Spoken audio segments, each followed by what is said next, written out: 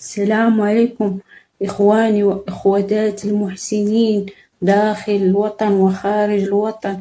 كنوجه لكم هذا النداء وكنشد صاحب الجلالة الملك ديالنا محمد السادس نصره الله.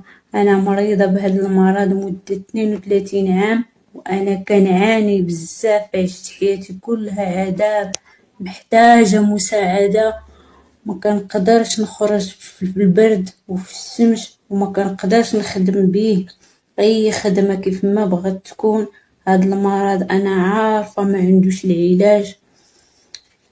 بغيت منكم تعاونوا معايا بالسكن لله في سبيل الله، فين تستر. الله يرحم لكم الوالدين ويجازيكم بخير والله يرزقكم الجنه يا ربي امين. عندي عام ديال الكرا كتسالني ما خلصتوش، اقسم برب الكعبه ما عنديش باش نخلصو، والله العظيم ان الله لا يضيع اجر المحسنين.